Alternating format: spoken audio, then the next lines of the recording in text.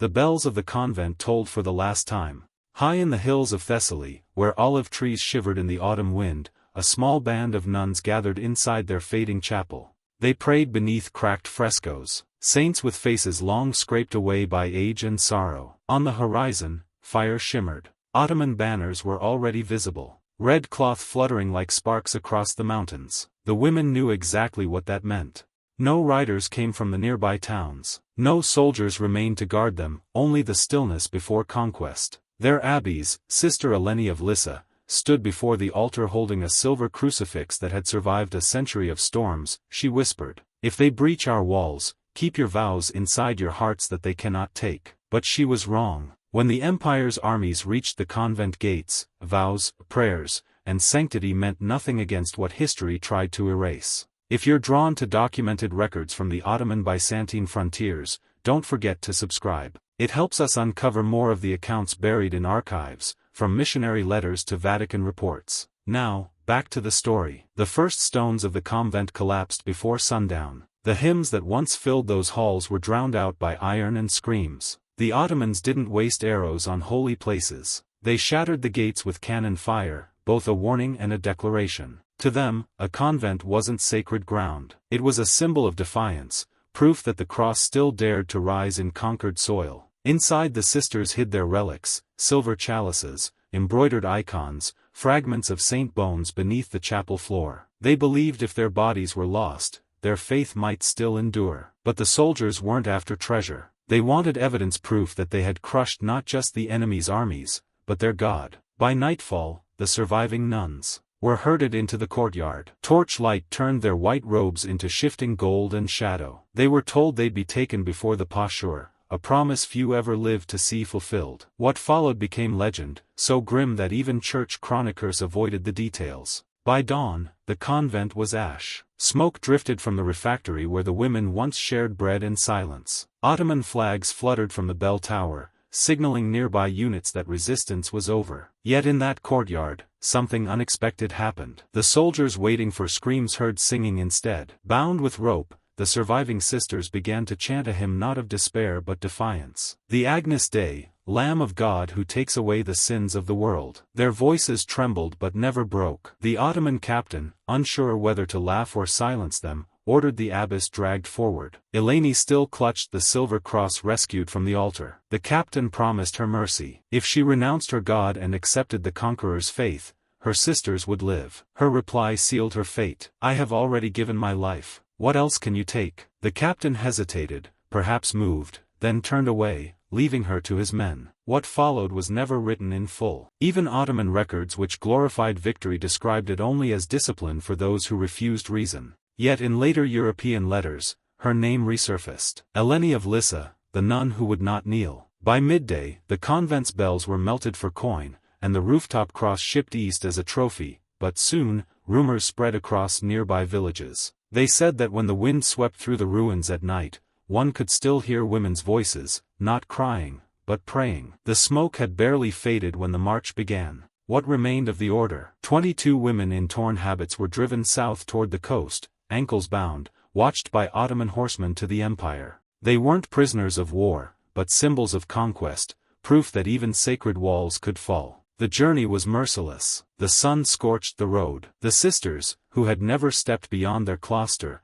stumbled from thirst and exhaustion. When one fell, another lifted her veil so soldiers wouldn't trample it. A final act of dignity in a world stripped of mercy. Their abbess was gone, but her last words endured among them. "If you cannot hold the cross, hold each other." After 7 days of walking, the captives reached the port of Volos. Waiting there were Ottoman GS, ships designed not for comfort, but for control. The women were herded aboard, wrists shackled to wooden benches where criminals and slaves once rode. As the sails caught the wind, the shores of Greece faded into the horizon, and with them everything they had ever known. The ship's overseer, Isef Ager, kept meticulous records: cargo, spices, coins, textiles, and religious captives. It was this very ledger discovered centuries later in the archives of Istanbul that confirmed a story once dismissed as legend. The voyage to Constantinople lasted 12 days. Storms lashed the deck. Salt stung their wounds. Hunger hollowed their faces.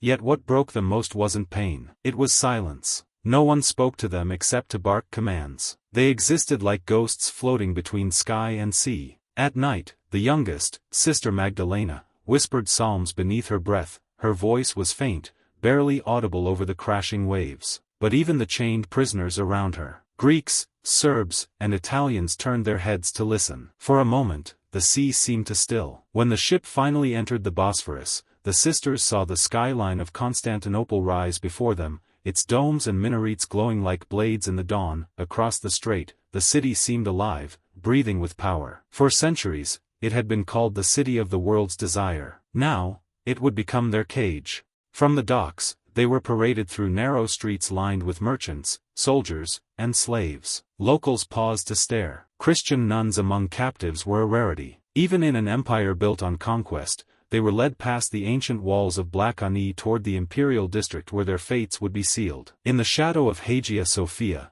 the once great cathedral of Christendom, they were forced to kneel. As the muezzins' calls echoed from the minuets, one of the sisters whispered, "We are home, but it is no longer ours." Before dawn, they were taken into a marble courtyard surrounded by towering columns. This was not a dungeon. It was the Dan Humayun, the imperial council, where the will of the Sultan ruled above all. Here, captives were not judged by kings or priests, but by empire itself. For the nuns of Thessaly, their faith would be measured against the laws of conquest. At the center of the hall sat the Grand Vizier, a man whose expression betrayed nothing. To his left, scribes waited with ink and parchment, ready to record every detail, names, ages, and intended uses. Every word would be entered into registers that still survive centuries later, stained by wax and time. The sisters stood in torn habits, eyes lowered. Through translators, they were told the Sultan had granted mercy on one condition. Those who accepted conversion would be given new names, food,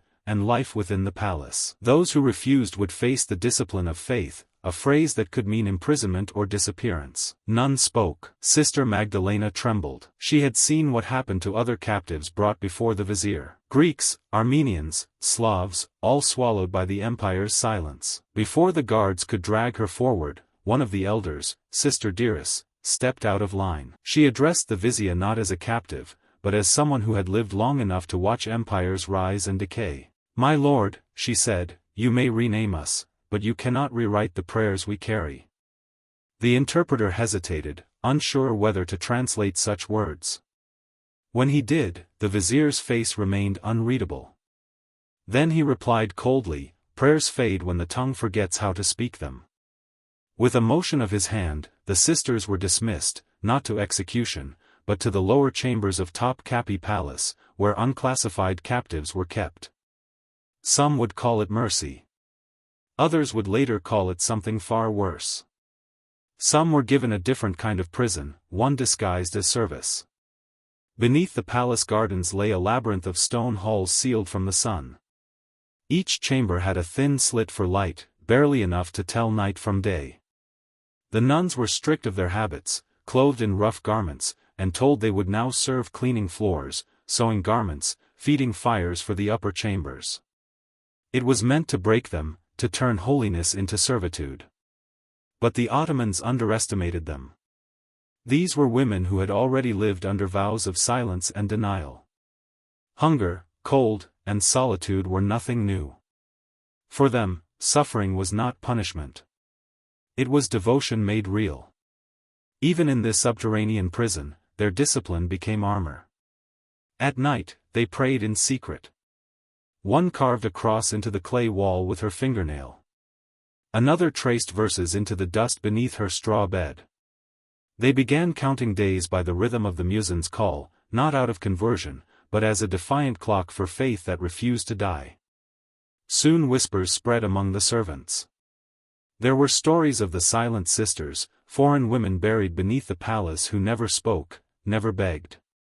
Some called them cursed, others called them saints. Their silence echoed through the tunnels louder than prayer. Days bled into months. Their hands blistered from labor, washing linens, polishing brass, tending fires that gave heat to others, but none to them. Their names were forbidden. Each woman was given a number, a mark of ownership. The empire believed time and hunger would bend even the strongest faith. That was when the next stage began, a test disguised as mercy. First came kindness. Food, oil, and silks were sent to their quarters. Learned men from the palace came to speak gently, offering rest, peace, even small freedoms. Your God and ours are not enemies. One imam said, take our tongue and you will be free. But they all understood what that freedom meant, erasing the memory of who they were. To forget was the one sin they could not commit. Sister Magdalena, once frail and trembling, began to rise as their strength. She whispered fragments of scripture remembered from their convent, verses half forgotten, reshaped into prayers that kept them alive. Even incomplete, the word endured. When persuasion failed, the masks came off. The torches were doused. Food cut in half. No more kind visits, only silence and darkness. One by one, they were taken to a narrow room where scribes waited.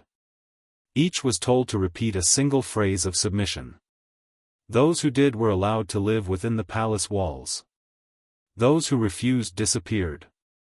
It wasn't one grand act of cruelty, but a slow, methodical breaking of the soul. Faith wasn't torn away by force. It was chipped away by hunger, waiting, and the quiet voice asking, why suffer for a God who doesn't answer? A few gave in. 2 sisters from Corfu, twins, finally whispered the words. They were dressed in silk and taken away, never to be seen again. For those who remained, each disappearance hardened their resolve. Sister Diris, once brave before the Grand Vizier, grew thin and pale. When guards demanded her name, she smiled faintly. Call me Silence, she said. Her defiance spread like contagion. From that moment, none of them spoke to their captives again. When questioned, they answered only with stillness. And in that stillness, they reclaimed what the empire thought it had taken, control. Official records mention them only in passing. Foreign captives, unresponsive, unproductive. To the Ottomans, they were failed conversions. To history, they became something else. Living proof that faith could survive where walls and chains could not. By the time spring returned to the palace gardens above, only 11 of the original 22 were still alive. The guards called them ghosts in rags. But the servants whispered of something stranger, that sometimes deep in the night faint voices could be heard beneath the palace, chanting in a language no one remembered but everyone feared. It was the same hymn they had sung as their convent burned. And within those forgotten corridors where no sunlight reached, the survivors found something unexpected. An old sealed archway buried in dust and stone. At first, it was a hiding place, but slowly it became something sacred. They used broken pottery for candle holders, a scrap of linen for an altar cloth. From a shard of a shattered mirror, they fashioned a crude cross. In this secret chapel, they gathered each night after the palace slept. No hymns, no sermons, only whispers. Each woman knelt and shared a memory, a home, a church bell, the warmth of bread before dawn. These memories became their new psalms, small offerings to a God who still listened in the dark. A Venetian prisoner once wrote of strange voices echoing beneath the Hiram, women singing in Latin to a God not of this empire. For centuries, historians dismissed it as superstition until beneath the Topkapı ruins, archaeologists uncovered a small chamber lined with Christian carvings, silent proof that their prayers had never truly stopped. Crosses scratched into the stone. A Latin phrase half erased by time looks in tenebris lucet. The light shines in the darkness. That small discovery changed everything. It proved these women had not simply vanished. They had left a mark. A silent revolt etched into the walls. Inside the hidden chapel, Sister Magdalena, once frail, now the center of their faith, began marking the walls with charcoal. Names could not be written openly, so she devised symbols instead. A bird for each sister still alive, a small flame for those who had been lost. Whenever a new bird failed to appear, it meant another had disappeared. The guards never uncovered the chapel, yet they began to notice subtle shifts in their captives. Despite the hunger, the cold, and the confinement, the women moved with a quiet, almost unnatural calm. The overseers labeled it madness. But the scribes observing them recorded something else entirely. They had discovered a strength not of this world. Their secret worship continued for months, perhaps years. And though the empire tried to erase every trace of their existence, the chapel became their ultimate act of defiance. Not with weapons, not with protest, but through a faith that refused to die. By the time a new sultan rose to power, only a handful of the sisters remained, worn, aged, almost forgotten. Yet beneath the palace, their secret chapel endured. Silent, hidden, eternal. Centuries later, when modern excavators explored Constantinople, no one expected that beneath layers of marble and empire, the fingerprints of these women would still be there. Women who had prayed in darkness, leaving behind the only thing the conquerors could never claim, their faith carved in stone. By 1482, the palace had changed hands again. A new sultan, young and ambitious, ascended the throne with orders to purge any trace of weakness from his predecessors. Every servant, concubine, and laborer was meticulously recorded except one group. In the Topkapı archives, under columns of names, there was a blank space, a gap where 21 entries should have been. The ledger read, unfit for service, disposed, no dates, no burial records, nothing.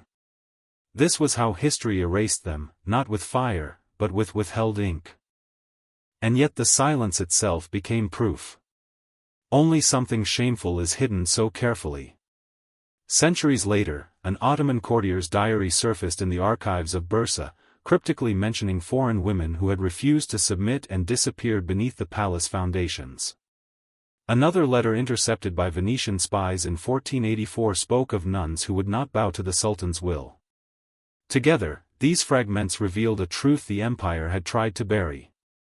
The deliberate erasure of women who had become spiritual symbols of resistance. The last record of Sister Magdalena comes from decades later, written by an Italian pilgrim. He recounted a story whispered by a palace servant, a woman who sang to her God until the guards sealed the room. Her name was unknown, but the faint hymn he described survived the stone itself. In that echo, her story endured. Over time, tales of the vanished sisters became whispered rumors among slaves and servants. On certain full moon nights, the lower halls of the palace would grow cold and the air smelled faintly of incense, though no fire burned. Memory, superstition, or both refused to die. Centuries later, European visitors drawn to the exotic mysteries of the Ottoman court heard fragments of the same legend. A French diplomat writing in 1712 noted that among the older palace attendants persisted a forbidden story of Christian women who had sung themselves into heaven. He dismissed it as myth, yet the walls had already told the truth. The chapel lies in ruins now, but the carvings remain. Faded prayers etched into the walls. A whisper of women who refuse to be forgotten. In their silence, they still speak. And if you've heard their story tonight, let it stay with you. Leave a comment. Tell us what you felt when you saw what they endured. And if you want more untold stories buried in the shadows of history, subscribe and step deeper into the darkness with us. Because some truths deserve to be remembered, no matter how much they